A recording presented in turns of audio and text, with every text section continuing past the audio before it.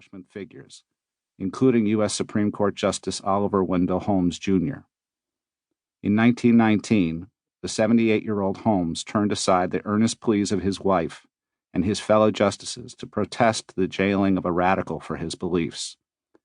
In his dissenting opinion in Abrams v. U.S., Holmes explained, quote, "When men have realized that time has upset many fighting faiths, they may come to believe, even more than they believe the very foundations of their own conduct, that the ultimate good desired is better reached by free trade in ideas, that the best test of truth is the power of the thought to get itself accepted in the competition of the market, and that truth is the only ground upon which their wishes safely can be carried out." In succeeding years, civil libertarians fought to establish a free trade in ideas. Slowly, battle by battle, they fundamentally changed the relationship between the American people and their government. The censorial power is in the people over the government, and not in the government over the people, James Madison said during a debate in the House of Representatives in 1794. This is the story of our triumph over government censors. But as any librarian will tell you, the battle will never be won. The fight continues.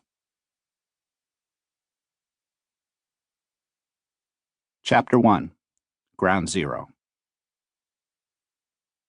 On the evening of November 7, 1919, Mitchell Lovrowski was teaching a class in algebra to a roomful of Russian immigrants at the Russian People's House, a building just off Union Square in New York City.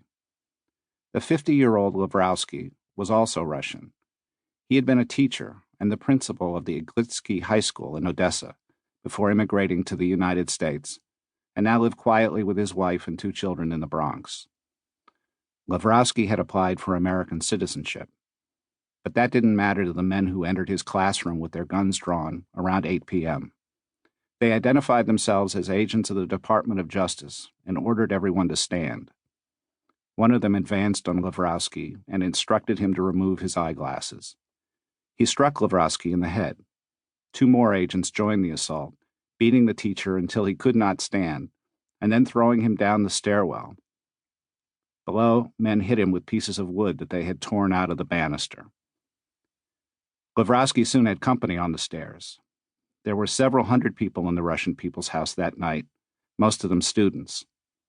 After they were searched and relieved of any money they might be carrying, the students were ordered out of their classrooms and into a gauntlet of men who struck some of them on the head and pushed them down the stairs toward the waiting police wagons. Students were grabbed as they approached the school and dragged inside. Some were beaten in the street.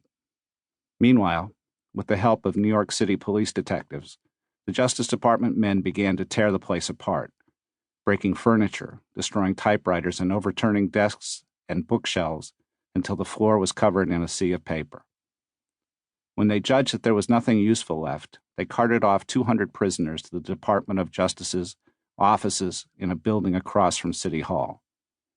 The Russians were questioned about their connection to the Union of Russian Workers, which rented a room in the Russian house. The agents discovered that only 39 were members of the group and released the rest. Mitchell Lovrowski was sent home at midnight with a fractured head, shoulder, and foot. The roundup of Russians continued through the night and into the next day. The police burst into apartments and dragged people from their beds. Sometimes they had arrest warrants, but usually they simply arrested everyone they found. In the end, the Department of Justice had grabbed more than 1,000 people in 11 cities. Approximately 75% of those arrested were guilty of nothing more than being in the wrong place at the wrong time, and many were quickly released. Others were not so lucky. Nearly 100 men were locked up in Hartford, Connecticut for almost 5 months. Many of them were denied access to a lawyer or even knowledge of the charges against them. Probably half were Russian workers whose only crime was that they could not speak English.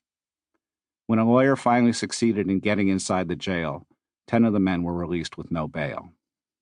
America cheered the November raids. World War I had ended a year earlier, and the country was enduring a wrenching conversion to peace. Unemployment surged as returning veterans sought to reclaim their old jobs. Many of them had been eliminated as the economy was retooled for war production, and now the war workers, too, were out of work. In the transition between war and peace,